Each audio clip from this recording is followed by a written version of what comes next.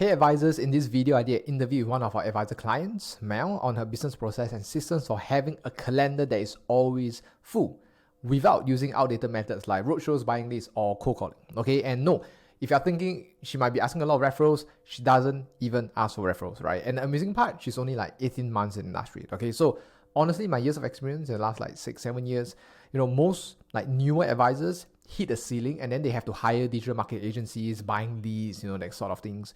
But I believe she kind of like set the new standard. And this interview will uncover the journey that she's been through, how she went from 0 to multiple 6 figures, right? And have always a full calendar. Okay. And in fact, she said that there are times where the prospect that she wants to meet, like the prospect to wait 2 weeks because her calendar is really that packed, right? So again, this video will uncover all of that. And again, if you don't know who I am, my name is Benjamin, and I founder of Authentic Advice Systems, where we help FAs basically make more money while being happy, purposeful, and authentic. Okay, so I make these videos because I hope the lessons that I've learned and talked to others might be valuable for you, so they can make a lot of money and hopefully one day want to work closely with us together. Okay, so if you don't, it's fine as well, right? Just enjoy the video, and if you stay till the end, I will let you know how to access the exact summary of the entire interview along with my own notes that will help you get at least another 3 to 7 appointments this week. Okay, so meanwhile, enjoy the video and let me know what you think. Let's start this. Okay, so Mel, first of all, thank you for coming on this Zoom session. Honestly, I think a lot of people will be very, very curious to really want to learn from your experiences and kind of like the things you've been through, but first of all, thanks for that. Now, second, I think let's start off really with like just a short introduction of yourself, where you're from, company, so on and so forth. Yeah. Okay, so I'm Mel, Melissa, but people always massacre my name lah. I joined the industry in June 2021. I'm with Great Eastern Advisors Click. I'm actually a mid-career switch. So I was in the government for 4 years. My bond ended and then I made a transition to the industry. What else? I like to exercise. Yeah, and that's it. That's my intro. I think you described me a lot more fun. How many months again? Like how long have you been already as of today? Like 1.5 years? 1 year, 6-7 months. It's about almost 19 months, right? Yeah, thereabouts. Yeah, okay, fantastic. So quick question before we really dive into the meat and potato of this entire thing, right? Like this is the first question, like when I talk to advisors, this is the first question I always ask, right? Which is like, especially in mid-career switch, like what made you, decide to really just jump into this career, because it's not the most glorious kind of industry, right? Yeah. So what made you make that jump? I mean, from what I heard, you're not earning bad in your corporate job like that. Yeah. Right? Okay, but the government doesn't pay much. Okay, but you want the long story or the short story? Whichever that, like, whatever you feel for it. Okay. It's a really long story. I think so. I was bonded to Health Promotion Board, right? And it's quite funny because I still remember in December 2020 when I had 6 months left in my bond. My boss actually asked me like, Mel, what do you want to do like after your bond ends? And then at that point of time, when you're in government, you're very comfortable. You just day in, day out, your pay comes in, that kind of stuff. And I told her like, oh, I actually enjoy my job. I have no intentions of leaving. I'm very happy. Yeah, right. And at that time, I was doing your exercise programs that you would see like aunties, uncles exercising at shopping malls, the parks. But funny enough, like 2 months later, I actually changed departments lah. And I think that was the start of my nightmare. I will not go into the details, but let's just say that my 2 months in that department made me realize that I wanted to do a lot more with my life, right? Because I didn't really want to do PowerPoint slides from like 9 a.m. to midnight, only to have it thrown back because like it doesn't look nice, it just doesn't look nice, or like it doesn't serve what they want, that kind of stuff. And I think I became a bit jaded, right? And I decided to explore my options. Just nice in Jan or Feb of 2021, I think that's when people started getting into crypto, right? Likewise, I got into crypto because my brother was like, hey, buy this thing, buy that thing. Yeah, and I dabbled a bit. I got into the rabbit hole, and I think I knew more than the people around me. So that was at a time where people started approaching me for advice as well. Very basic stuff like, hey Mel, how do you set up your account? How do you know what to buy? How do you know what to do? And I mean, I gave the advice, right? I just help people when they ask me, and it made me feel good, lah, right? Like it made me feel good in a point in time where my job wasn't appreciating me. So with that, I realized that, oh, actually, I wanted to find something that I knew would have value or impact, or at least there's an exchange of value, lah, right? I give someone my hard work, my effort, and then in return they thank me for it. And before you know it, I was also like exploring this industry because I realized that after 4 years of being a working adult, the fifth agent I met was the first agent to explain to me what insurance was. All other agents before that only sold me saving plans and ILPs. And I didn't even know what CI was until I kept seeing on Instagram people saying like, oh, CI definitions are changing, you better do this, you better do that. And then I didn't know anything, right? So that was when I realized that, oh, actually this industry has so many agents, but not everyone is a good financial planner.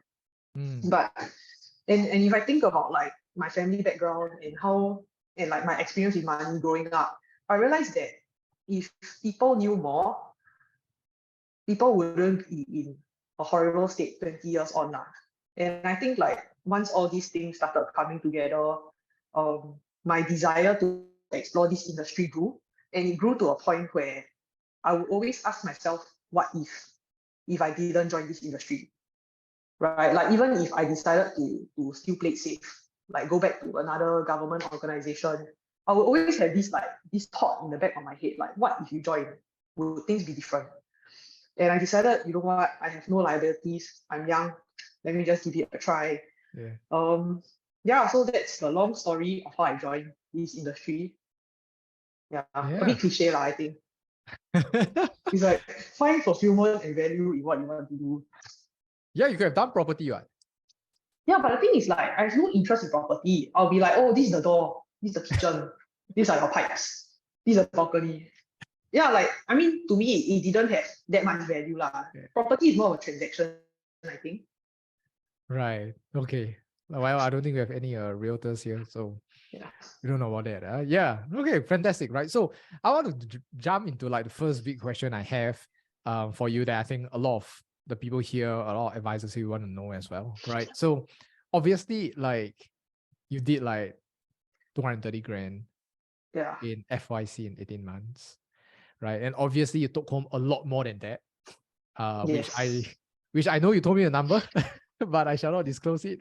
If you guys want to know, you can ask Mel yourself. Okay, so it's a lot more than 230 grand. So can you kind of like break down into kind of like explain like how you went from like literally a new advisor who knows nothing about financial planning, nothing about sales especially and prospecting, right? You know, and going up to like to where you're at right now, the 230,000, and kind of like break down kind of like how the process and stages are like for you. And I think this would be very valuable for a lot of us here because we kind of see how was the journey like, right? And so that they can kind of relate to which journey they are, which stage they are in right now. So if you can break down the process, like how would that look like, you know, from zero all the way until like where you're at right now? Okay, I'll try. Okay, let's see. So before I actually fully transitioned into this industry, I soft launched my career, right? So I went to my colleagues, like my ex-colleagues back then, the friends around me. I told them like, hey, I'm actually considering a switch into insurance lah. Would you give me the opportunity to speak to you once I actually get my license and everything? So I already put it out there, and I think I had a buy-in of like maybe 30, 35 people. And then this pool of people formed, I would say, the first wave of my FYC, right? For like the first 3 months. I just went to like my really warm market. I did the usual stuff, right? Like when everyone joins, you learn your concepts, your models, you review portfolios, you fill in gaps, the usual stuff, right? So when that first wave ended, that's when the real problems kick in, right? When you realize that, oh shit, I'm running dry. What do I do next? I think at that point, I realized that there was a lot more to insurance and financial planning, more so than like just the regular portfolio reviews, right? Because the thing is like once you already settle your insurance, then what's next? And then you realize that people actually want to go into like retirement planning. People want to go into like planning for certain milestones, like their kids' education, that kind of stuff. So that was when I realized I needed to expand my services, right? I cannot just do the, oh, pass me your portfolios, I will review for you and see how I can help you save money. I had to find an angle to get people's attention. Um, and I think it helped to understand your target audience because like 4 months in, I had the opportunity to plan for several parents, several people that were already in like the range of 30s to 40s. So for those age groups, like they already know that they need insurance. They already know that they need to start planning for certain milestones that were going to hit them soon. And then I just pivoted to learn more of those strategies, the products, how to plan for those milestones, and then I just implemented it for the next 3 months.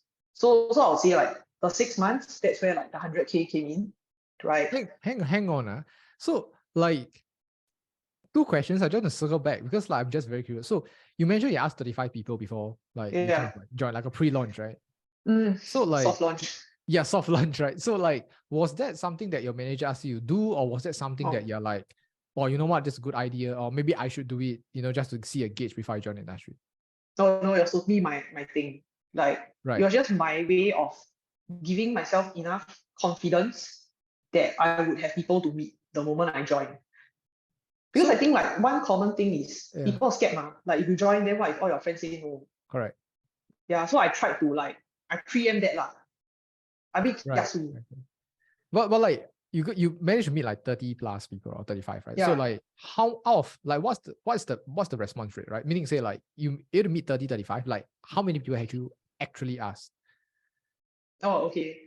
Um, I would say that out of maybe like let's say I've asked 50 people, Yeah. uh, I would meet maybe like 90% of them. Okay. Yeah. So I And would and say it's a like direct the approach. filter. Like it's a direct approach. Yeah. It's a can I get an opportunity to Yeah, speak to you yeah, yeah. once? Okay. Yeah. So like when I first started, I was like, oh my god, the messages I sent to people were like Yeah. chunks, like huge chunks of text. Like I will never ever do that anymore. But it was really just me saying like, hey, we haven't spoken in a while, or like, hey, previously I mentioned this to you. Would you give me the opportunity to have a business appointment? And then of course you will go in with the, or at least I went in with the, oh, this is my disclaimer to you. I'm not going to do this. It'll just be like a 101. Right. And yeah, people agreed to it lah. Right. So you make a disclaimer like you're not gonna sell them, you're not gonna blah blah blah blah blah. Yeah. Right. Okay. Now that's surprising in terms of like I think most of us here we did like what you call Project 100, correct or not? Right, you did a Project 100 when you first started. Usually it doesn't work out the best. Yeah, but Mel, it seems like you did your Project 100 before you even started the industry. Yes, I did. But the thing is, I never ever used Project 100. Yeah, I never used it as a reason to meet people because I realized that I don't want them to feel like they're doing me a favor. Mm, And I don't want them to be in like this mental state that like, oh, I'm just here as a number. Because then they would not see the value that you're actually bringing forward. Because they're already coming into the appointment thinking that, oh, I'm just helping Mel to right. take off a checklist. Yeah. Okay. This is a good one. Okay, wow, fantastic, right? So then you mentioned like before you reach the 100K mark within the 6 months, right? So like you mentioned that after your first wave that is kind of like exhausted and kind of like quote unquote might potentially run dry. Yeah. Like do you go for like a course, or like do you go for like I don't know, like what do you do to kind of like, okay, you know what, maybe I should really expand the market, learn more in terms of like the planning, right? Because why I'm asking this question is because more often than not, like I mean advisors that I've met and I talk to, right, more often than not, we just tend to like, okay, how can we get more prospects, how can we sell them more, how can we buy leads, roadshows, that kind of stuff, right? So like yours is kind of like different and kind of like deviate from the usual route. So what's the thought process behind that at that point in time? So the funny thing is that what I did was jump on the call with Ben. Yeah, Oh, so it was that that period time, was, yeah, it was that the time. first Like time. Okay. yeah, the first time I met Ben was like in October of 2021. And then we had like a call, where he like talks about like what you're currently doing, that kind of stuff. And at that point, like I was still new. So we decided that it wasn't the right time. But what Ben said stuck with me. and it really helped me for the next 3 months, which was the part about social media presence. I remember I went to him with this like fear or like this irrational fear that, oh, I don't dare to post on social media because like I don't want people to think that Mel become an FA, then start posting about FA stuff. And that's when Ben said this liner that has stuck with me throughout, which is that if you have 100 people and 99 people don't like what you post, right? But what if you impact one person? And then one person actually reaches out to you and says like thank you or whatever. And that made me realize that, oh, I shouldn't really give a damn about what people think. I mean, as long as I'm posting ethically, like ethical stuff and like the right content, it's fine. But I shouldn't care too much about what people think about me. And so from that moment on, right, I actually started posting a lot more on social media. Like I started posting more about like investments, the work that I do, yada yada. And that actually helped me get a lot of passive referrals as well. Like And I what are we think talking about? Like when you say like passive referrals. like people will just reply me and ask like, oh, which insurer are you with? Then like, oh, I'm looking for a G agent to help me take over some policies. Or like they will ask me some questions about like the investment stuff that I post. And then they'll ask me like, oh, how can I get started? And like it kind of just helped me bridge the gap with people that I haven't spoken to before or in a while. Yeah. Um yeah, so that was the only thing I did honestly in October, like jump on the call with Ben. And then the rest was just it went with the flow. Right. And I don't even remember. I honestly don't remember what I said on the first call. If you Okay, I remember. yeah, because it was like 2 years ago, right? I don't remember. Yeah, but like okay, so that's kind of. But have you ever thought of like buying leads or like cold call and roadshows? Because like on the other route, it's like that's what usually, and I think like some of us here, go with that route to a certain degree, of doing that. Like, have you had that thought before? Just to get more in the pipeline, get more prospects, so on and so forth. I think definitely yes, because okay, I mean like AC or at least my team or group, like we're not really big on cold calling leads. So that wasn't like a very natural option. But there were people that did it. And they told me horror stories. They also told me like how, oh, you can just make everything back with one person. But I would say like the main thing that helped me back from doing cold calling was I just don't like talking to people on the phone. Yeah, yeah, like for me, I'm a texter. I don't like calling people. Maybe it's just like my generation thing. Yeah. Or even roadshows. Like back then, roadshows weren't allowed yet, Yeah. so it wasn't even an option. Yeah, so cold calling, it popped up, but then I decided that texting my warm market would be a lot easier. And at that point of time, honestly, the thought of spending money on my business was a bit I wasn't very comfortable with the idea yet. Yeah, so I didn't really see it as something that I wanted to do. Gotcha. Right. Okay. So then you just resort back to like warm, Yeah, social media, and things like that, right? Okay. Fantastic. So, so continue back to story. So you were at the 6-month mark, right? yeah. Yeah. So like then what happened after that? What happened after that? Yeah. What are stages or like journey you made? Okay, so the funny thing is that after I made 100K in 6 months, I wasn't very happy lah. I think I hit a low in my career. I was a bit, I was very confused because I made good money, but I still wasn't feeling very happy. And like after some like soul searching and everything, I realized that it was because I still felt like I was begging for appointments, or I still felt like I wasn't good enough of an advisor to compel people to say yes to me. Right? Like the people that said yes to me before, like in the first 6 months, were people that are really close to me. But once you get past that market, it's about how do you then stand out, right? To the people that you're not very close with anymore and they have like a lot of options out there. So for me, the next question was, okay, then how do I be a better advisor? Right. Yeah. And then that's when I actually started exploring courses, exploring other things or tools that could help me provide better value to my clients. And it's in the form of like, I want to say financial reports, but that's like a bit later on. But I think that just formed the context, which is that I just wanted to be a better advisor so that when I meet people, I have that conviction. Like, hey, I know what I can offer. I mean well, If anything happens, good. If it doesn't, at least I hope that I managed to educate you. I managed to leave you some impact. And then it was just like a never-ending search of how to be better, right? So then it would be like a review process. Like I talk a lot, right? And I struggled with it at the start because I will talk so much that my clients cannot even give me an answer. Like then I don't know how to ask questions. Yeah, so it's like all these things, right? Like they don't teach you how to talk in school. I mean, I did sports science lah. They teach you how to exercise, not to talk. But like they don't teach you how to ask proper questions.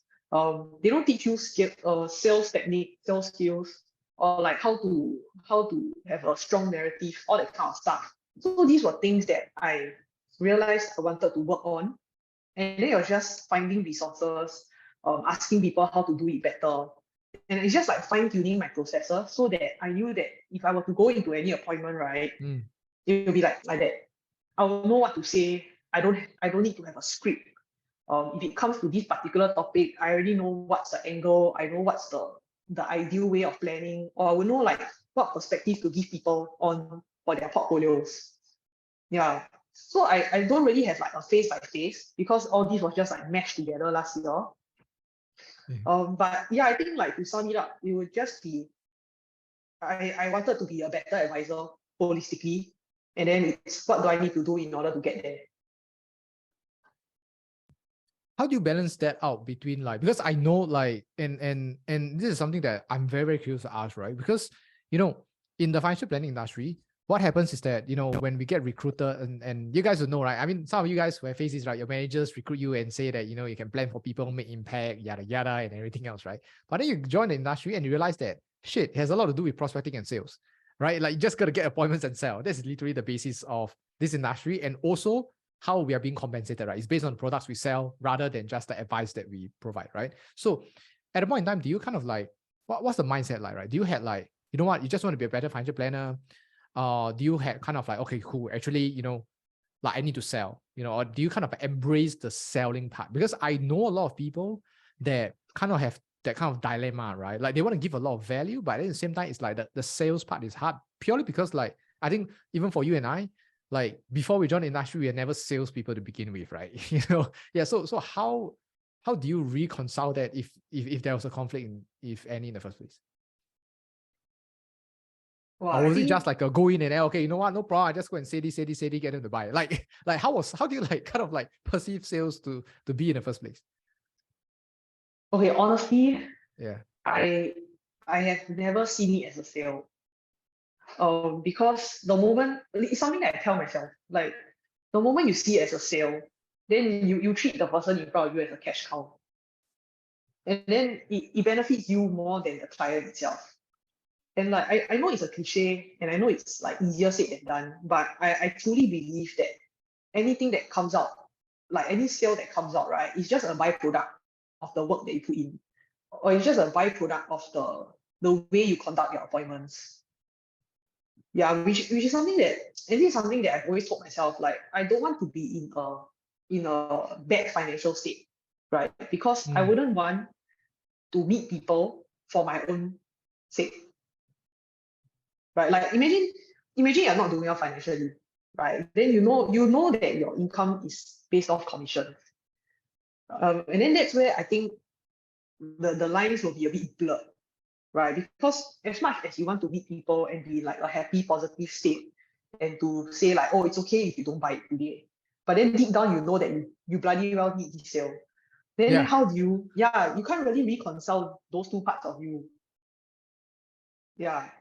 So that was something that I told myself like from the start, that I can never let myself be broke lah. Right. Yeah, but I know it's easier said than done. Right? Do you have no, but like, do you had like moments where you kind of quote unquote need to sell or need the sale, or like kind of like you were actually selling? Or was it just more like you go for appointments and then you're like, yeah, this is what you need, so we need to do this, just go ahead. That kind of like, just like a matter of fact kind of thing. Okay, I mean like, of course, if you already do the planning, the portfolios, everything, like it all makes sense, then yeah, I will sell them because like I know the client needs it. But I will never sell something that just because like there's a promotion, or like I don't do like the proper fact finding stuff or whatever, because I mean, the reality is that when Q4 hits, right, everyone starts throwing like consumer bonuses. Yep. And I've seen firsthand like how someone like how a client can buy a consumer promo, and then 6 months later they realize that, oh shit, their cash flow is stuck because they need to start planning for a wedding, they need to start planning for a house. But all these were not taken into consideration because at that point of time when the agent made the sale, it was a matter of, oh, you have enough money in your bank, let's just do it, without considering all the other things that will come in the next 3 years. Yeah, so when I see situations like this, right, it compels me even more to do like forward planning, to at least understand like the state of the client in the next 3 to 5 years. And this forms like relationship building also, ma. Because it's like if today you talk to your friend, right, you ask them, hey, so when you go get married? Or like what's next for you? You know, all that kind of stuff. And then after you know more, it just makes the sale a lot easier because you already like settle all the objections. Everything checks out. And then what matters, and then maybe the last variable is whether or not the person likes you lah. Yeah, does that answer the question? I have no idea. No, it does, right? So you don't really feel like the pressure of like sales, and stuff like that, but rather just have the mindset of like just really, really first thing, don't want to be broke, and then number two, like really wanting to help them. Okay, but not that you mentioned it, right? Okay, nowadays my mindset is a bit more of like I want to see each appointment as a challenge. Okay. It's a challenge, right? It's like a validation of like my skills and like the work that I've done, right? And the challenge is won when the prospect becomes my client, or when the person refers me someone, because then it means that everything that I've been trying to work on, like asking the right questions, working on my communication skills, making sure that like my portfolio planning is like solid, everything. Yeah, so I see it as a challenge. So then it comes hand in hand lah. If it's a challenge that I win, then it means that I got a sale, ma.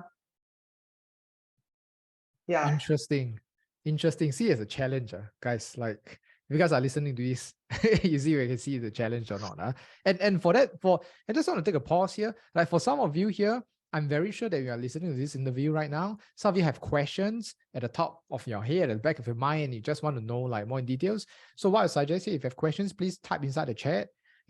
I see you have time. We either answer it immediately or we keep it all the way until the end. Okay. So if you have questions, please type inside the chat. Okay. So that being said, right? So Mel, so then from there, so 6 months, and then you talk about this, then it just like went on to like 230,000. Like, was there any other major thing or milestone that you have hit and that you have changed to get to the next level? Or was it just like you just do the same thing over and over again every single day? No lah, so not, life is not rainbows and unicorns. Let's see, how deep do I want to go into this? I would say that another major milestone that really, that if it didn't happen, I wouldn't be here today, would be me meeting another guy called Daryl, from Break the Limits lah. So he does something different from Ben. I think it's more in terms of like the emotional and mindset mastery kind of guy. And I think, honestly, I think like everyone would have experienced this, right? Like there are days where we don't feel like prospecting. There are days where we don't feel like talking to people. There are days where rejections hit a lot harder than they should. Especially when they come like, wow, like suddenly the universe hates you. Everyone's saying no to you.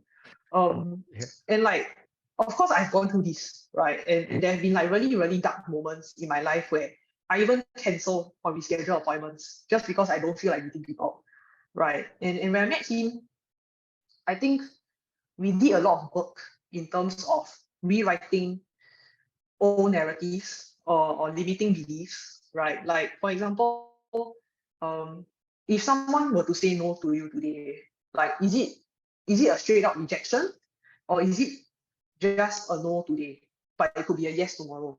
It's like, how do we want to redefine this rejection?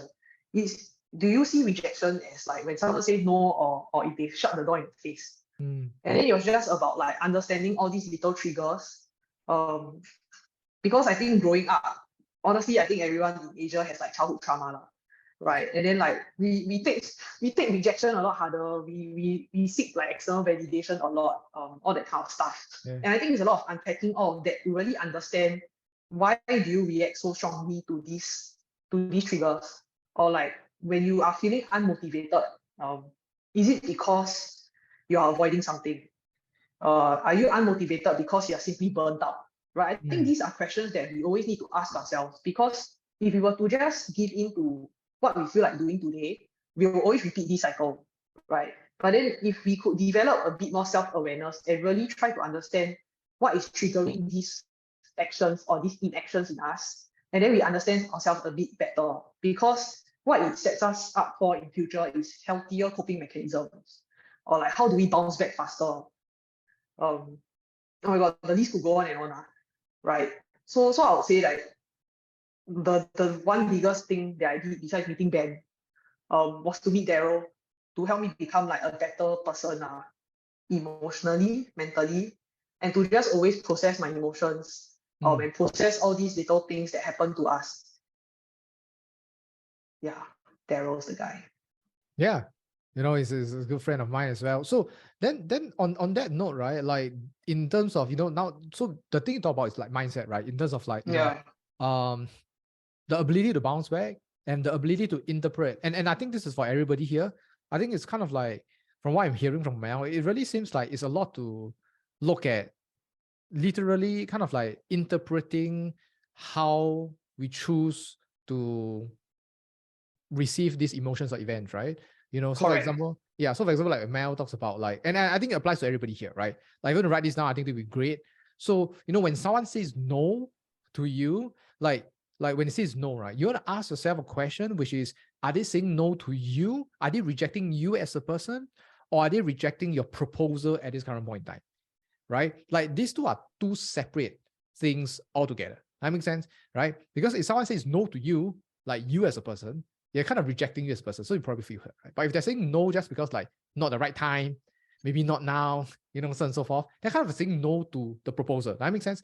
So if we kind of like, one of the things I always talk about is like, if we can kind of like differentiate that saying no to the proposal is not saying no to us, right? Or like our sales skills might not be good enough, doesn't mean that we are not good enough, right? If you can just differentiate that and look at it from the other angle, I think we can kind of like, I think it helps in the bouncing back in that sense, right? Like it allows us to bounce back because you're not taking things that personal, right? Yeah. Of course, it's not easy, but like it happens all the time, right? So talking about that, like Actually, Mel, yeah, there's one more thing I want to add on. Sorry. sure. Like rejection was one thing, and another thing that I had to change was the idea of failing, right? Because when we fail, we take it very hard as well, Mm, right? And maybe the fear of failure prevents us from even trying, right? Because back then, when I kept telling myself that, okay, I will always have like this group of people to prospect because I've not prospected them. And I'll always keep them like in my back pocket, right? And I'll always tell myself that, oh yeah, I haven't reached out to this group of people from secondary school. I can always get to it. But I was afraid of reaching out to them because I didn't want them to say no. And then the thought of that, I thought I had it, just goes away, right? mm. If that makes sense. But then I realized that actually failing is very neutral, because when you fail, it just tells you what works and what doesn't. And then at least you know that you don't have to give it any more thought. And then you just move on to the next thing to do. Mm. I think Yeah. it's kind of like the concept of like failing forward, right? Like how do you going to fail forward in that sense, And one of the, I think I can't remember, was it Mervin or can't remember who else I told you. So I had this like, and this is like, if you guys want to play this experiment, right, this food for thought experiment, which is like, let's hypothetically assume that in order for you to get success, let's say God, Jesus, Allah, whatever come and tell you, right, and say that, hey, Salah, Elton. Hey, Elton, why you unmute yourself? Basket. Yeah, okay. Yeah, I unmute you already. Yeah. So, anyways, right. I was saying, right. So, just please thought experiment, right? Imagine like, a higher power come and tell you, say that, hey, if you want to get success, you just need to fail 98 times. And let's say that is a sure thing, right? In order to get you success, whatever that you want, you fail 98 times, right?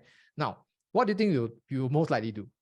If let's say that's a guaranteed thing, you probably want to fail as fast as possible and find many times to fail in many different ways, right? So in the same vein over here, it's just a visual thing. Like we'll get success. But, if we can just find joy, quote unquote joy, in like really failing, I think it brings the process a lot more enjoyable, number one. And I think number two is, in my view, I believe that like there will never be like you can never prevent failures. You know what I mean? That makes sense. Like we can never prevent failures, we can never prevent mistakes, right? And since that is a fact, or at least I choose to believe that is a fact, right? Then it logically makes sense that since we cannot prevent failure, and we will definitely fail, then the next skill set that's good to acquire is how fast can we bounce back from these failures, right? And you can acquire that, then that will help a lot with the skill sets that we're going to talk about in a while, right? For example, you ask this question and then you get backfired, right? And then you get the wrong answer and then you get rejected and then you're screwed and then you feel CN, right? But you can bounce back the next one, I think that's the big thing, for that, right? So Mel, I think I saw Joy's question. I think she asked in the chat box, and I just want to ask that question and kind of like rephrase it, which is like, do you have like any kind of like strategies when it comes to sales? Were there certain, like, how do you view sales, or do you view your financial planning appointments, right? Like, do you have a specific flow, structure, or sequence of doing your sales? Or was it just a go in and just be bang bong and then just like, okay, this is the gap, please buy. Like, how is it like for you, Mel? Like right now, and also kind of like maybe before, when you first started. Okay, let me do the before, because it's a lot easier. Yeah. At the start, it was really, bing bang bong lor. It will really be like, oh, okay, so this is the review that I've done for you. These are your gaps, or like these are the more value for money alternatives from Great Eastern. Nah, then they'll be like, so to me, I'm a very logical person, right? If something is cheaper, or if something is like, it obviously makes sense, I would think that it is a natural close, right? But I've learned the hard way lah, that my common sense isn't everyone's common sense. And that money isn't everything when it comes to structuring a portfolio, right? So I think, to answer Joy's question, my sales process now is a bit, it definitely doesn't follow RAF TTBS to a T, unfortunately to say that. But I think that I do spend a lot more time building that connection with my client, in terms of like just having a good conversation with them, making sure that, hey, we have like similar values. I do take my time to go very in depth into certain topics that have not been done justice by agents, like ILPs, all that kind of stuff. And I think, to the best of my ability, I will always try to link my proposal to them and what are the real benefits for them. So not just like listing out the pips anymore, but in terms of translating that value to them. And it could be anything from like, look, with this proposal, right, you don't even need to get any more insurance until your next life stage. Like, that's settled. Then you can just focus on like enjoying your life, building your wealth, that kind of stuff. Right? As compared to last time, I would say like, oh yeah, we fill out all 4 pillars. Yeah. I think that the former sounds a bit more palatable now. And I think a lot of my clients are my clients because I think I try to have that human touch with them and I'm a lot funnier when I meet people. I think anything to just leave a impactful and good experience. And I'll always try to ask them, how was their previous experience like with other agents? Because that is like my mental model, or like my mental note to myself that, okay, that was their previous experience, I'm going to make it better. And I'm not going to repeat the same mistake. Because everything that I do, I want them to feel that, oh yes, Mel has done her due diligence, Mel is solid. Like, I can trust Mel for anything, everything. Yeah, so it's a bit haphazard. Like, there is no proper sales process. My sales process is to just make the client feel good. Is that? Yeah. Brilliant, right? So I want to dive into the next one and move on to, I still have like a few more questions that I really want to ask, and I know we're kind of short of time, but I just want to ask this. So I want to go into slightly more like technical stuff, right? In terms of numbers, in terms of like appointments and everything else. So, and a business model. So like, how's the business model like for you right now? And what I mean by that here is like, do you do referrals? or is it just more like, okay, you help them do the report and it's passive referrals and social media, or like how's the business model like? Because I know for a fact that you mentioned just now you don't do cold calls and everything else, right? So like how in a simple manner, like what do you do basically in terms of prospecting and everything else? I'm not proud to say this, but I have not actually asked for referrals. So now my business model is really passive referrals, me prospecting people that I think would benefit from the skill sets that I have. And it's just these two things right now. So passive referrals and then like reaching out to warm market in that sense, right? So when you reach out, like how's the approach like? Is it still the same thing as what you mentioned when you first started, which is just asking people for opportunities? Or like how's the approach like right now? So that like because I really want to ask this so that everybody here can kind of like know what's the most like latest, like up to date kind of like thing that's kind of like working, right? Yeah. Well, I'm proud to say that my texts are less than 10 lines now. Okay, so usually I do it two ways. I did the former a lot, which is to just ask people out for coffee, like to just catch up with people. No agenda, like no work agendas whatsoever. It's really just asking people out to meet after a while. The second way, it's me texting people, saying that, hey, I know like previously we couldn't reach a conclusion on this proposal, or like, hey, I know it's been a while, but I recently attended this course that taught me something which I think might benefit you a lot. And then I'll list certain examples, like it has helped me or it has helped my clients plan towards certain milestones. But I would selectively text people that I know would be interested in this method of planning. So I don't like just throw a random net lah. Yeah, I selectively prospect. Right. So it seems like if I break it down, it seems like there are two different type of like messages you send, right? The first one is really more like for maybe new people that you might not have met before, kind of like you go with the catch up route, right? Like just catch up and everything else, right? Without any insurance, financial planning whatsoever, right? No, yeah. So basically it's like you text me and then it's like, hey Ben, it's been a while, you want to catch up? Yeah, it could just be like, hey, I heard you just broke up, let's go out for a beer. You fucking kidding me? Like so what? You stalk them first? Don't say until like that lah. Okay. Like just seriously. So like the reason I ask this is because like, I mean, this happens all the time, right? And I think a lot of us here, like, we face it before, which is like, if we try to text someone that we have not met for the last 5 to 10 years and asking for a catch up, it usually doesn't work out well, right? So but for you, it can work out. So there's probably something else that you've done, right? So like, what's kind of like, if you break down the process, is it because you see their stories and then you kind of like, hey, see what's going on in their lives, and after that you text them and say that, hey, Mel, I know it's been a while, but I know it just broke up, I just want to catch up or whatever it is. Yeah, so I do that. So that's one. Like I really pay attention to their life updates on Instagram.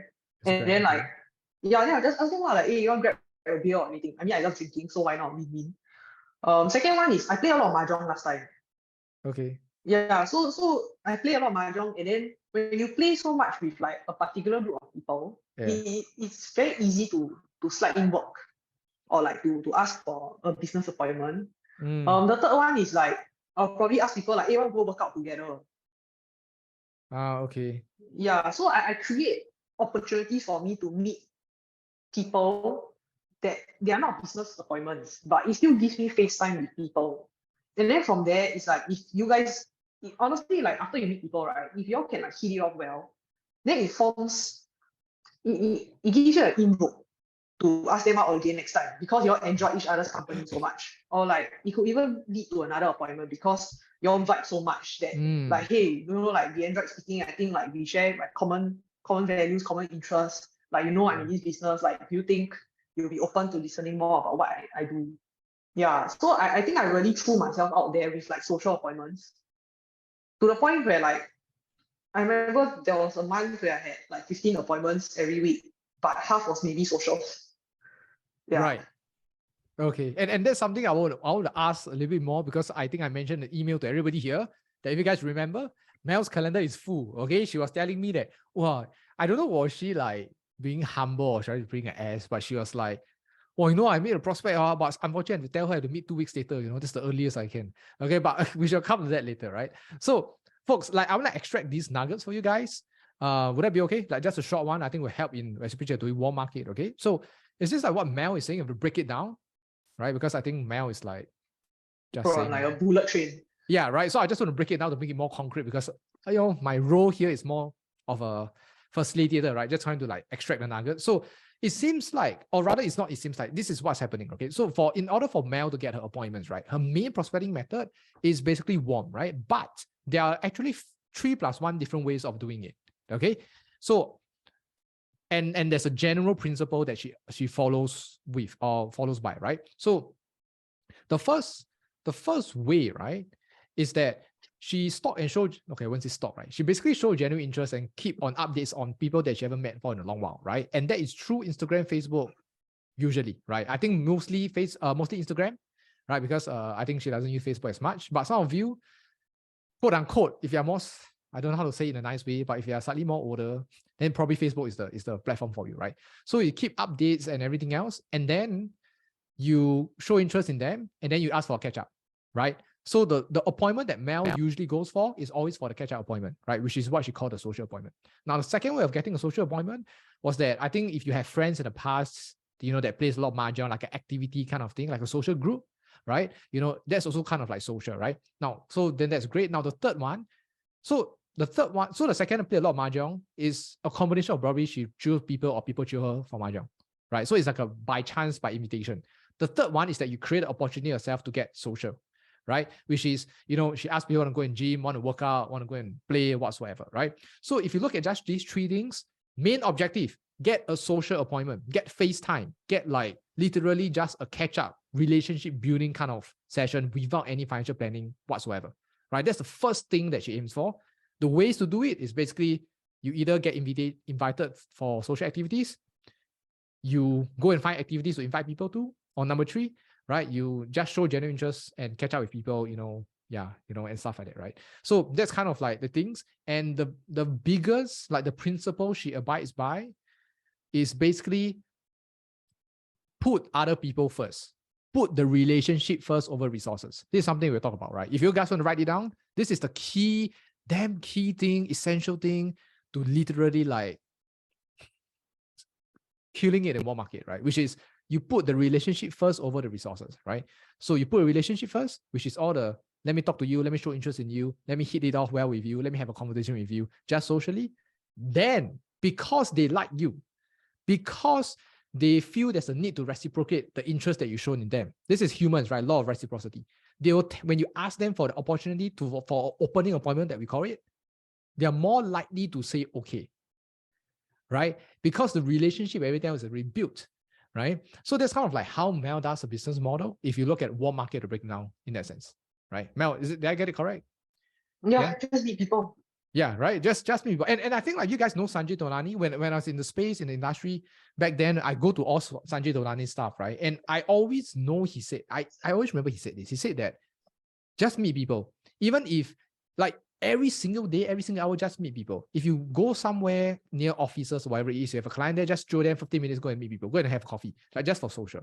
He said that by doing that, opportunities will show, right? So for some of you who feels like, but Ben, warm market is something that I don't want to do, yada, yada, so on and so forth. Like what I'll suggest is like what Mel does and what Sanjay and everybody does is just put a relationship first, right? Because it takes the pressure off you trying to sell them. That makes sense? It just takes off the pressure. It's just catching up with someone, That makes sense, people, right? So please go and do that. This is the easiest thing. Like you guys literally heard what Mel said. She gave away the script. Okay, she literally gave away the script and the secrets. Okay, so you guys go and implement it. Okay, so I said 3 things, right? 3+1, right? The +1 is basically the follow-ups, right? So for people that I think what Mel is saying is that for people whereby there's no time, like basically there's no conclusion, like let's say it's a rejection or like it's not now, that kind of stuff.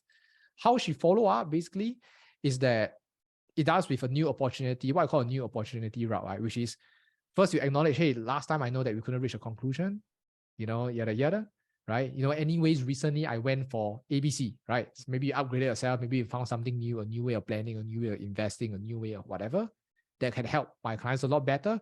Can I share this with you, right? I feel it would be good for you. And would it be okay, right? So that's kind of like how she follows up, right? That makes sense, right? So this is like the newer way of following up compared to last time, which is like hey Mel, are you free? Mel, have you thought of the proposal? And Yeah. all this stuff, right? Okay, so hopefully it's helpful for you guys, kind of like breaking down like how it's like. Okay, I think Kenny is taking it down. I think we can craft it up and then we can share the document with you guys later. Okay, so yes, that. Now, Mel, I want to ask the next question, right? Anyway, folks, you if you guys don't know me, or if you guys know me, we know that the sessions never ends on time. It's like all the events never end on time. So like I know some of you guys got to go at 4. I'm sorry for that, but like it's not gonna end on time. I think at least another 15 to 20 minutes. Would that be okay? If it's okay, can you guys type yes inside the chat? I just want to have this permission, to seek this permission from you guys. Is it okay if I extend for like 10, 15 minutes more? Because like I just want to extract more value from Mel. Because I respect all of your time. Here I just want to extract more value so it's really implemented. Okay, so Mel, I want to find. Oh, Joyce, no problem, right? Good to see you. Okay, so if you guys got to go, just go. It's fine. But for you can stay, we'll carry on. Okay. So Mel, I just want to ask, right? So this question is, you talk about, remember the full calendar thing, like your calendars are Yeah. full, right? So is that like literally how it happened? Like you just pack your appointments and every day just with social appointments as much as possible. Yeah, I guess so. But I think the reason why I even wanted to pack my calendars in the first place was because if it's empty, it means I'm not working lah. Or like if it's empty, it means that it means that I'm not being productive or I'm not doing enough. Yeah, so I think when I see blank spots in my calendar, it like lights a fire under my ass to like, okay, Mel, start prospecting, go and like do stuff, set appointments with random people, or like, just have meetings. Right. So empty yeah, calendar to you means that you are fucking yeah, up and you're lazy. yeah, correct. And I realized that I don't really want to have anything stretched past 2 weeks because I feel paiseh to ask people to meet me, but then I have to give them a date that's 3 weeks later. Yeah, so I try to keep it within like 2 weeks because it also lets people know that I'm busy. Yeah. Well, okay, guys, this is not important. This is just a side note.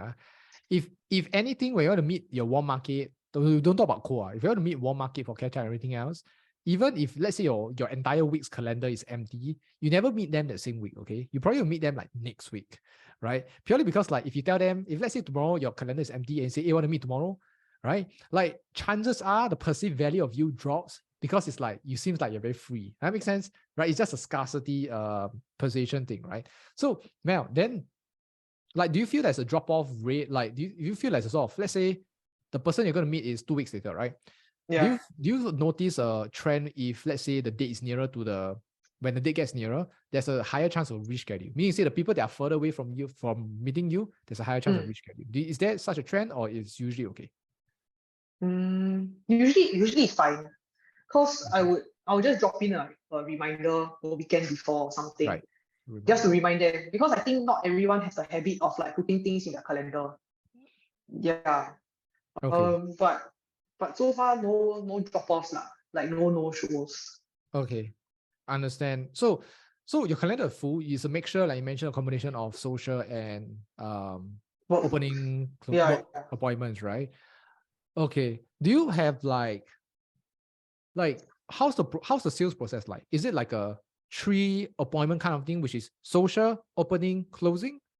Or is it like social, opening 1, opening 2, then closing? Like how is the usual process like, so that I think it allows everybody to have an understanding of like, how should they structure their appointments based on a social kind of thing? If it's social, I usually will do social like 2 times. Okay. Like Social 1 or 2 times, depending on how close. Depending on like the context of the meeting. Like if it's the fella breakup, right? I cannot ask for the appointment on the first time lah. It has to be like a just break up. Then one of us like drown your sorrows kind. Then Yeah. I'll wait like 1 month later and be like, hey bro, how are you now? It's like a month, yada yada. So for those kinds, like probably on the second time, or maybe even the third time, depending on how bad the breakup is. I'll just say like, hey, I got a curious question. Like, how come we never thought about insurance before? Yeah. I think it's just the nature of my friendship with people or like the nature of who I'm meeting. that it's easy for me to just throw it out, like just there. Or like I'll ask like, oh, a curious question actually. Like I just have to ask, like, who's managing your portfolio? Right. Like, is there like a particular strategy of like when you ask it? Like, I understand maybe you need a couple of appointments, but like this is the crucial. I think this is what everybody wants to know. Yeah. Like how to exactly ask it, right? So like, do you go for like, let's say you go for 2 social appointments, whatever appointment it takes. Then like, do you ask it at the end, or is it like halfway through, or is it like a, is it like a, hey, it's like there's the space in between, and then you're just like, hey, by the way, I'm just curious, like how come you never thought of interest before? Like how, if you look back, right, Mel? Yeah. Yeah. Okay, it's probably like in the middle or tail end. Middle or tail end, okay. Yeah, never at the start. Because at the start, honestly, like if you meet someone to catch up, right, your thought shouldn't be on asking them about insurance. It should really just be like to catch up with them properly and to like talk about everything that's happened, like life, all that kind of stuff. Even better if talking about all these things lead to insurance. Because I think like we are all at that stage where like unfortunately everyone's worrying about something. Like worrying about money, worrying about investments, worrying about whatever. And if you're able to just have like conversations about life, about what's next, somehow an opportunity might also present itself without you having to be so sick like me. To like, hey, why you not my client yet? Or like, hey, I just need to ask you. Yeah, but of course you must read the room lah. Like you must read the room and really gauge if like your friend is in a good state or like really enjoying that conversation with you. Okay. So if I kind of break down the process, it seems like step number 1. So guys, you have to break down the process, right? Like Mel, tell me if I'm on the right track now. So it seems like step number 1, just meet people for social appointments. And this is done through the 3 ways I talked about just now. Either you find activities, you get invited for activities, or basically you show interest in others and ask for catch up, right? So these are 3 ways. Now, the second one is once you have a conversation with them, like once you meet them, like it seems like you have to put them in a good state first. Yeah, confirm. Put them in a good state during the conversation. Now, how is there like anything that you do specifically? I think this is like, guys, I think if we can just, do we agree if we can just nail this now, it's valuable for everybody already? For what? Yes. Okay, so let's just like focus on this, right? So how do you put them in a good state? Is it just purely like that? I mean, is there a particular, I wouldn't say tactic, but like, is there kind of like, how do you usually go about it? Is it like you just like, or is it just like a pure natural catch up when you do it? Okay, I'll say like it's a natural catch up, but it's also the little things like not using your phone when you're meeting your friend. When they're talking, like really be interested and pay attention and not give like superficial replies. Because my only intention from having those catch up with them, right, is to build the connection. Yeah. Yeah. So there's no like secret stuff lah. It's really just to be interested and invested in the conversation with them. Gotcha. And then like meet appointment or like near the end of the conversation, and then you just like, by the way, like, hey, I just curious. Like, is that a question that you always ask? Yeah, I got a curious question. How come you never thought of interest before? Like, or there are there variations of that? No, I just usually like, really quite curious. Like we know each other for so long, but I never dare to ask you for insurance before. That kind of stuff. Like I will try to make it a bit lighthearted lah. Okay. But what if you meet people that you have not met for in a long while? Because I assume, and I might be wrong, but I assume that this kind of questions usually in my experiences works better if you kind of like know this person for a long period of time and they kind of like either in the past had a great relationship and it kind of like dwindled down, or maybe in the last 6 to 12 months you guys have been talking kind. Like it seems to work better. But like for people that you probably stone cold, 10 years never meet, maybe your JC mate or uni or whatever it is, and then like you meet them and then it's the first time you meet them after like 5 years or 10 years. Like, do you still do that question? I still do it. Okay. Because the people that I do ask out, like the 10 years ago, like JC, uni, even secondary school, like these are people that I used to be really close to. And the funny thing is that when I actually do ask them for that appointment, right, they will tell me things like, oh my god, Mel, actually I I've been wanting to reach out to you myself, but I just like I've been procrastinating or like I didn't know how to. Yeah. So after I make the first move, then they tell me that actually yeah lah, I've been wanting to do it, but I've been wanting to meet you. Wow, this Then sounds to like me, some confession thing. It's like you confess, like the guy confessed to the girl, actually I yeah, like you. Then the girl say, actually, I also like you. yeah, Right. exactly. So So no, but then does this mean that it has to be predicate? The reason why I'm asking this question is because like, like everybody here is different, right? People, like some of us are introverts, some of us are extroverts, some of us like we just know how to socialize with people. So I just want to find out like, is it something that can be applicable to people that are of different natures and characters, right?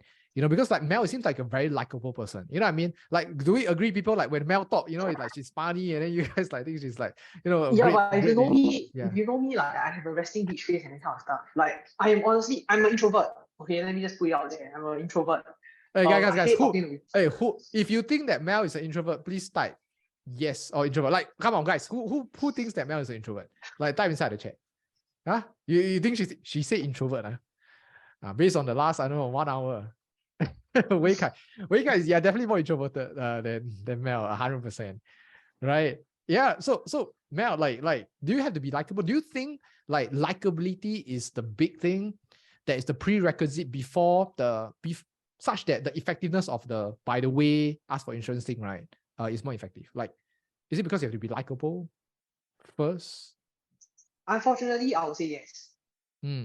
Um, I say unfortunately because then it's like it's not something that's replicable, or like it's not like something that you just follow and then it will immediately come to you. But I think it's just maybe the kind of relationship that I want to have with my clients is that I would want to be able to like vibe with them. And as compared to like if I were to do cold calls or road shows, like it's a very passing connection. And I think ultimately, like when people like you, they trust you, or it might be like they trust you, then they like you, that kind of stuff. So instead of likability, it could also be like, do people think you're reliable or trustworthy? Yeah, and then if we have to look into like trustworthiness, reliability, then it's like what must we do to make people feel that we are as such? Yeah, and maybe that's why I place so much emphasis on like doing my due diligence, responding fast, or like having solutions for anything that is not even like insurance related. Because I want people to feel like I'm a one-stop portal, or like if anything happens, they can always call me, that kind of stuff. Wow, okay. I gotcha. I understand. Yeah. And for those of you who are listening, if you're introverted, you might be, oh shit, then this doesn't work for me. Like, I think I wouldn't say it works or doesn't work for you. I think it's to what degree, to what extent it works for you, right?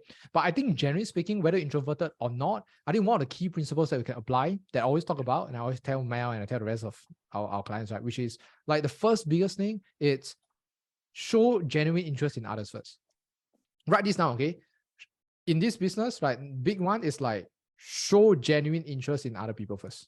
If you guys, I will recommend this big book, like this book that everybody is a die must read. And I think it's a book that if you can read like 10 to 15 times, like you will never be poor. Okay. And the book is, I think some of you might have read it before, but read it again, please. The book is How to Win Friends and Influence People. Right. This book, I know some of you have read it, but like, guys, this is not a book that you should just read. This is a book you need to study. Because all the principles, number one, is timeless. Number two, that was the book that I read like 15 years ago, which my dad has, but I just kind of like don't care about it. But when I joined the industry, I read that book again and again, and I applied the principles, right? Now, one of the biggest principles is this. For people to show interest in our work, in what we do and what we say, we must first show genuine interest in others. I repeat, for people to show interest in our work, in buying products, in listening to our concepts, in listening to whatever it is, we must first show genuine interest in others. Okay, this is, if you guys can just follow this principle in whatever you do, I guarantee you will never be poorer. I guarantee that you will not have lesser appointments. That makes sense, people? Like if you can just follow this one principle, this one will change my entire life. Makes sense, and when you hear me asking Mel about all these things, it's just following these principles, right? She's just caring about other people first, just genuinely be there for them. You know what I mean? and then you get the appointments a lot easier, right? So for some of you who are not in extrovert and stuff like that, like if you can apply this principle, I mean, extrovert, introvert is just a difference of like whether you're like that or whether are you more like that, right? Like that's kind of like the difference, but we can still, kind of like deploy that, right? Like for Malcolm, I think you're more like towards the introvert type, right? You're not like extrovert, yeah, but you can still do the genuine interest one, you know what I mean? Yeah, so that's kind of like the big thing here, okay? So folks, valuable so far, guys, we nailed this down. Like you guys nailed down the warm side, okay? And by the way, like next Friday, right after Chinese New Year, like next Friday, I'll be doing probably a 2-hour, 3-hour training, a breakdown of a prospecting process on how to reach out to warm market, step by step. So I'll do that next Friday. So plus block out your calendars. Okay, it'll probably be around 2 o'clock also. Okay, so you guys will receive the emails and stuff. Okay, now before we end off, I just have 2 more questions that I really want to ask, so we can extract and wrap this up. Okay, so. Malcolm said, I would say introvert can even be better in showing genuine concern. Yeah, like sometimes it's just perception, right? Like that's like extroverted people like myself. It's like we are like yeah papaya. Then it's like don't care about other people. It's all you want to say. Like it makes sense. It's kind of like that kind of vibe. But sometimes introverts are more like it's like all about them. It's all about the other people, the other party. It's like just caring. And I think this beautiful mix of both. And I think that's why like we are all like kind of unique in our own ways, right? Okay, so next couple of questions, right, Mel? I want to ask this question because I'm just very, very curious, which is, like for all of us to reach some form of like, oh, wow, Daniel, is that like a PDF for like that? Okay, fantastic, guys. You got a book already. Okay, fast game. Thanks, Daniel. I love you guys. You guys are really, really very, very valuable and contributing. Okay, so that's fantastic. So Mel, the next question I have, right? Last 2 questions. The next question I have here is this. A lot of us, like there are people that get success, that people don't get success. And even for those who have gotten some form of success, like there's many ways to get success, right? So I want to find out, and what are your thoughts, right? Like, do you feel like based on your own personal success, do you feel that luck actually plays a part? Or rather, even if it is, to what extent does it play a part in your journey in getting to where you're at right now? Wow, luck.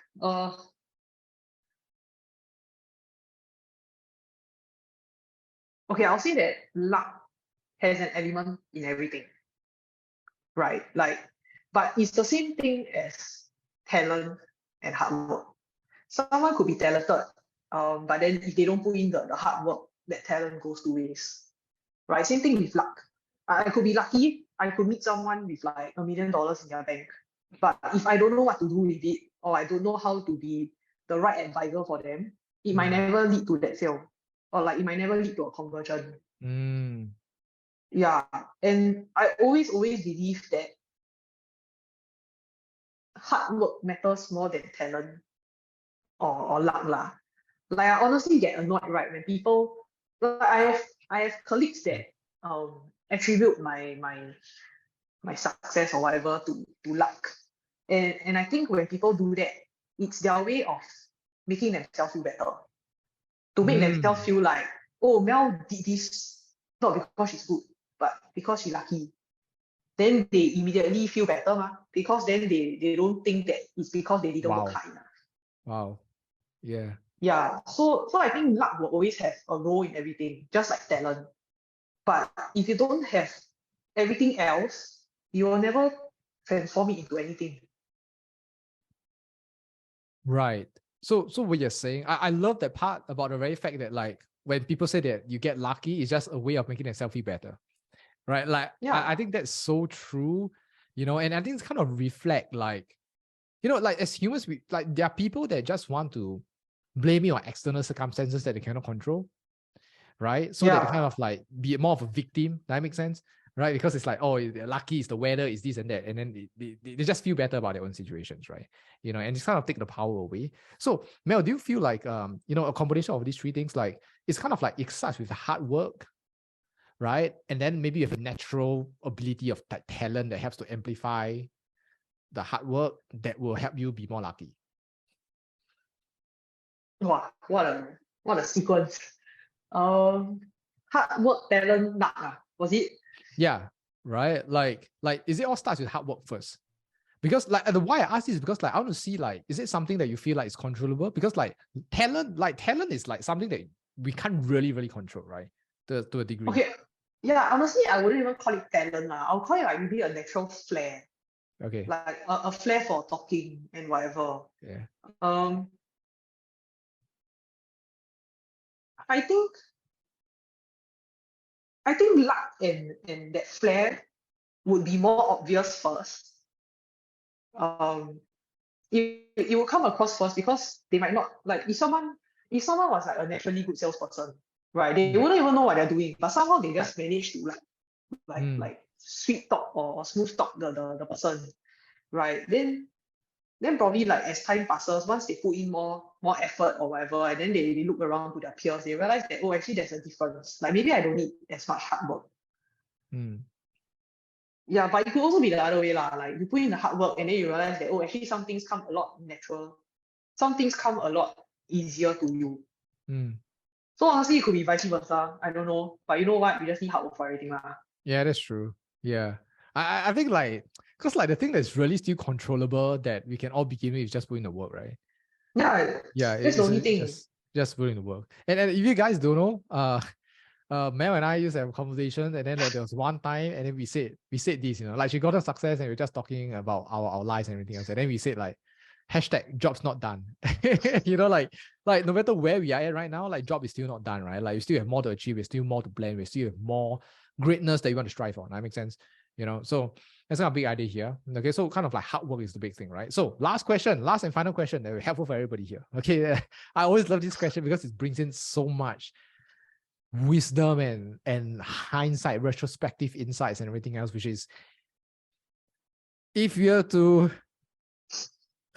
restart your career 19 months, you reverse and go back in time 19 months ago, knowing what you know now,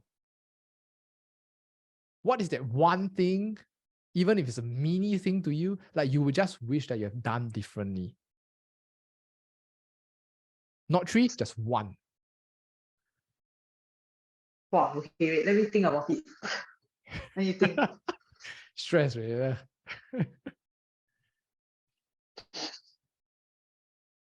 Okay, I think if there was one thing that I could change, it would be the way I connect with people on the first appointment.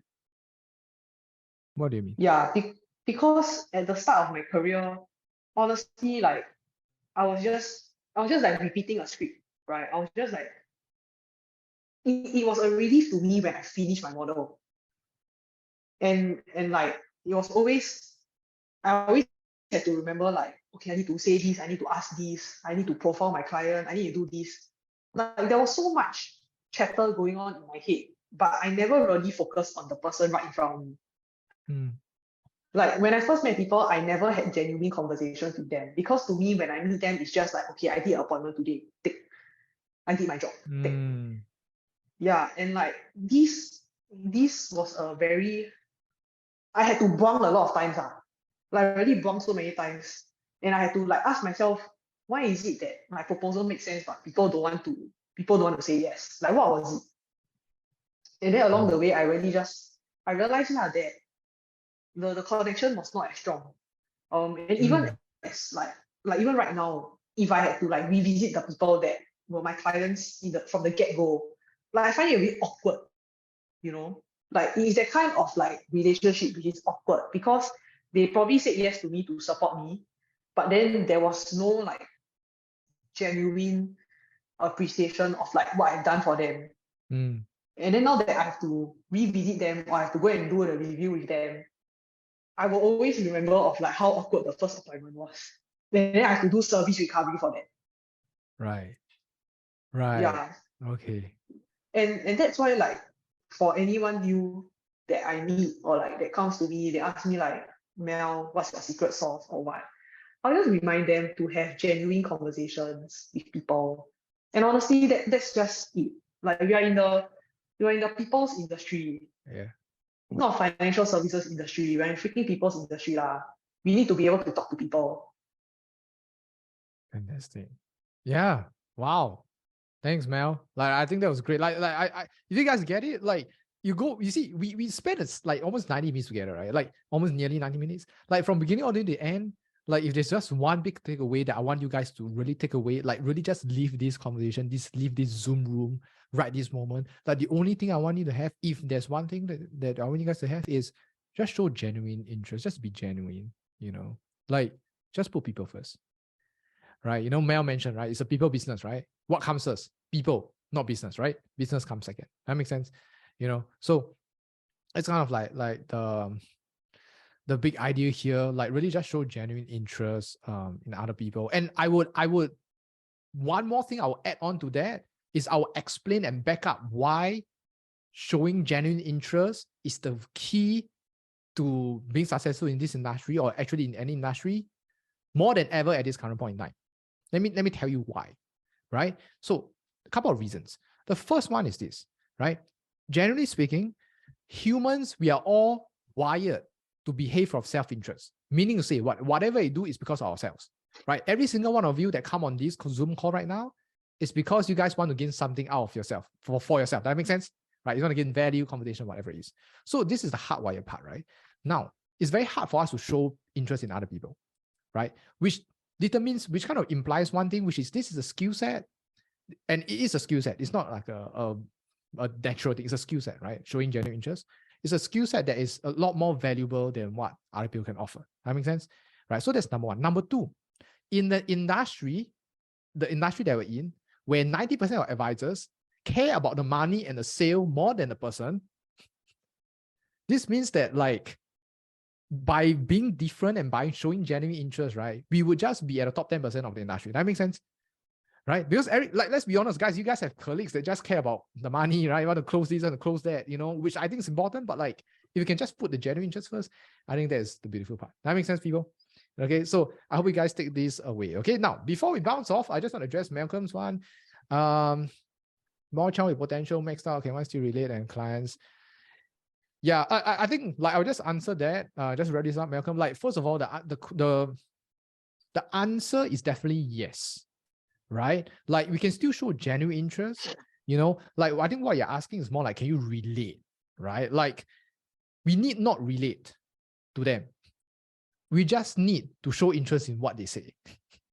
Because most people, they don't give a shit about you relating to them. In fact, they don't want you to relate to them, right? You know why? Because what usually happens is this person says something about their life, and then the other person, because can relate, hey, yeah, me too, last time I also went to this, and then blah, blah, blah. Then it becomes about them, right? That makes sense, right? So actually, I would argue that that's a more counterproductive one. But if you talk about, can we show genuine interest?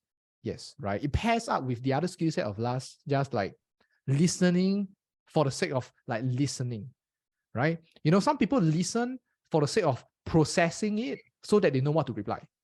But if you can just genuinely be there, just listen and just take in whatever this person is saying, and then just say whatever they feel like saying, or just like saying yes, wow, that's fantastic. Like the person will just feel a lot more appreciated and will love you a lot more just by default. That makes sense. Even though we might not necessarily agree. You know what I mean? Yeah. But which is why when it comes to warm market, one of the other things is also like you can get to choose your own prospects. Agree? Folks, warm market, good thing about warm, you can choose your own prospects. Cold, you cannot choose. Warm, you can. Which means to say, please don't choose people that you hate. Okay? Like I know there are people that like, should I talk to this person, but I don't like this person? Then I'm like, bro, why do you want to go and like, if you don't like this person, then don't prospect this person. Like, find someone else, you know what I mean? So that's kind of a big idea here. Okay. So I hope you enjoyed the entire interview video. And in order for you to access the interview summary along with the notes that I've added in, to get you another 3 to 7 appointments in the next upcoming days, all you need to do is to head down below, click the link in the comment section, download it, make a copy, make it yours, whatever it is, right? Follow the action steps and this will literally help you get a few more appointments within the next upcoming days. Okay, so I hope you enjoy, stay happy, make money, and I'll see you in the next video.